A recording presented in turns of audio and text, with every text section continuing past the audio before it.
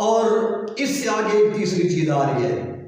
अल्लाह ताला ने इरशाद फरमाया वअलल्लज़ीना युतीक़ूनहु फ़िद्यतुन ताअमु मिस्कीन, ऐसे लोग जो बिल्कुल रोज़ा नहीं रख सकते, वो बुढ़ापे की इस उम्र में पहुंच चुके हैं या वो जिंदगी के उन अय्याम में पहुंच चुके हैं कि उनके ऊपर बुढ़ापा गालिब आ चुका है, उनकी हड्डियों के अंदर सिकत बाकी नहीं रही, या कोई ऐसा मर्ज है जो दायमी मर्ज है, इंसान को पता है कि ये मुझे मौत तक मैं इसके अंदर मुब्तला रहूंगा, मर्जुल मौत है, इंसान ऐसी चीज के अंदर मुब्तला हो चुका है।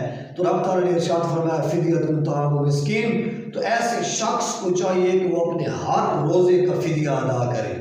अब फिदिया क्या है? फिदिये का मतलब ये है कि जितनी कीमत सदका फित्र की होती है उतनी ही कीमत रोजे के फिदिये की होती है।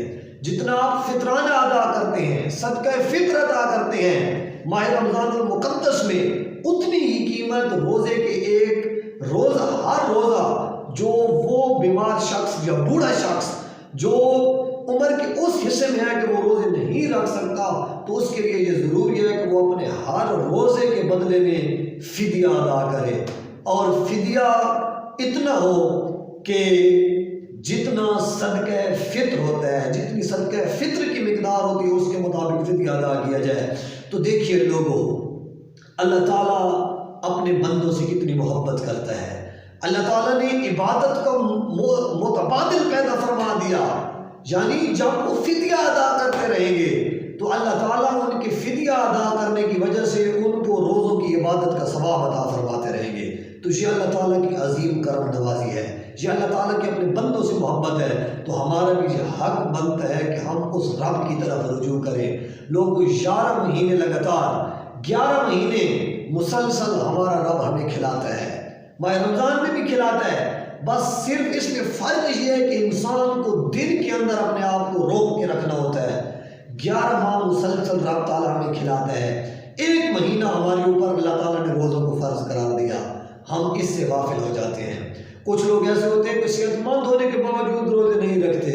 यार क्या हो गया है हमें? हम उस रब ताला के बंदे हैं, हमने उसकी तरफ, उसकी बारगाह में लौट के जाना है। हम क्या उसकी बारगाह में मुंह दिखाएंगे कि अल्लाह हम तेरे रिज़्क़ को बड़ी खुशी से खाते रहे, तूने जो हमें रिज़्क़ की फरावानी दी थी हम उसमें बड़ी मौज मस्ती में हमने ज़िंदगी गुजारी, लेकिन जब तेरी इबादत की बात आती थी तो हम गाफिल हो जाते थे।